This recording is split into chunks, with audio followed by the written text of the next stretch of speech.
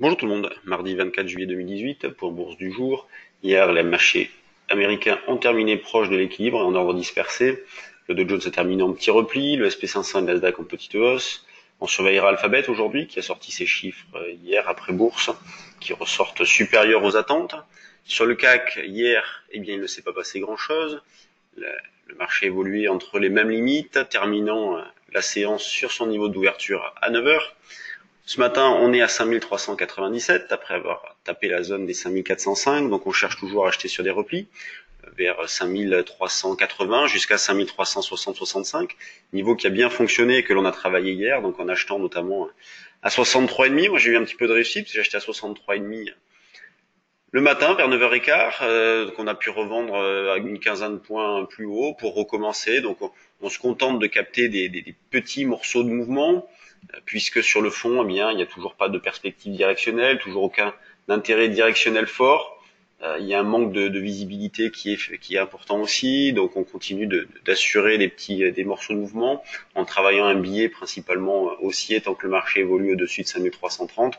On peut continuer également à travailler en stratégie dite synthétique avec des options en face, dans la mesure où la volatilité implicite est extrêmement faible, donc les options ne coûtent pas cher. Donc call ou put synthétique, c'est en fonction de votre choix, du sens dans lequel vous souhaitez travailler le sous-jacent, donc le futur. Quand on regarde du côté du DAX, on se retrouve dans la même situation avec un indice qui a bien tenu hier sur la zone des 12 420, 12 480, 12 460. C'est vrai que nous on essayait d'acheter plutôt sur 12 460 en début de séance, il a fallu payer 80 un petit peu plus tard, ce qui a permis de faire encore un écart. On achète sur des petits retracements, le plus proche possible de 515-20, si jamais ça voulait bien retracer. C'est vrai que pour l'instant on en est un petit peu loin, puisqu'on est à 12 603.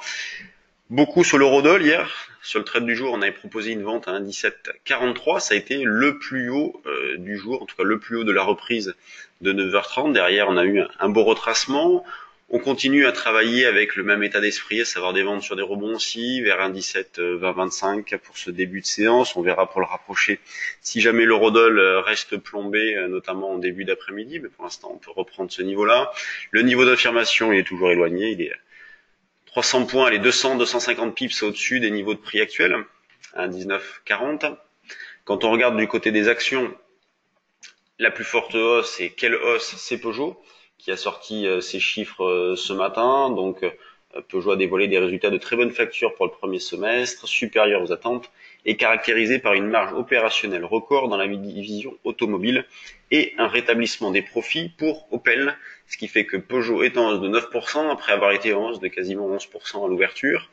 On a également un BNP qui est pas trop mal ce matin, donc il en faut un petit peu plus pour déclencher un signal d'achat sur la BNP, tellement elle a été en sous-performance ces derniers temps, mais on voit que les bancaires se comportent plutôt pas mal, puisque la Société Générale est pas bien loin, le Crédit Agricole non plus, donc on va surveiller les bancaires aujourd'hui. À la baisse, à l'inverse, on retrouve Total, qui est en léger repli de 0,59, c'est pas méchant non plus. Veolia qui perd 2%, donc bon, Veolia fait du surplace depuis pas mal du temps. L'indice CAC 40, lui, il est en hausse de 0,41%. Donc quand on prend un petit peu de recul, on voit qu'on est entre les mêmes limites depuis un bon moment.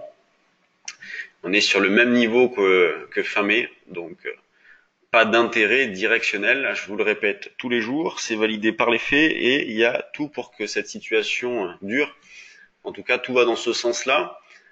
Quand on regarde du côté des mid et small cap, qu'est-ce qui bouge avec du volume? On a Peugeot qu'on retrouve, et bien évidemment Oplata aussi qui bouge avec du volume. On a une petite alerte, mais pas de quoi déclencher encore.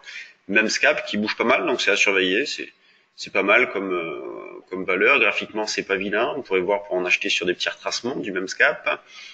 Edenred, donc là, qui a sorti ses chiffres aussi. Donc chiffre d'affaires légèrement inférieur au consensus, mais objectif confirmé, un petit peu relevé. Donc Edenred est en hausse de 7%, c'est ce qui plaît. FPP, Sartorius, Cantu. Bon, sur les actions, c'est toujours à peu près pareil, à savoir de la régularité sur les valeurs du CAC, des intérêts ponctuels sur les mid et small, pas un volume débordant. Quand on regarde sur le CAC, par exemple, 244 millions à 9h23, c'est vraiment pas beaucoup. Là, on commence à rentrer dans le dur de l'été au niveau de l'activité, au niveau du volume, mais ce qui ne nous empêche pas d'accumuler des écarts, puisque la volatilité intraday, elle, est intéressante. Donc l'implicite sur les options est faible, ce qui témoigne que les opérateurs ne sont pas inquiets pour la suite. et une vol intraday qui est intéressante, qui permet de faire de beaux écarts. Donc moi je continue à travailler à l'achat le DAX, le CAC, à la vente l'euro-dollar et à rester opportuniste sur des actions, puisque en ce moment c'est tout ou rien, soit il n'y a pas du tout d'activité ou des valeurs vraiment qui sont délaissées, ou alors c'est le feu d'artifice, à l'image de Peugeot aujourd'hui, donc qui prend 9%. Hier c'était Atos qui avait souffert, puisqu'elle a fortement baissé, terminant la séance en repli de 6,7%, donc c'est tout ou rien, c'est ce que je vous disais. Allez, sur ce, bonne séance à tous, et puis à demain pour un nouveau point de bourse.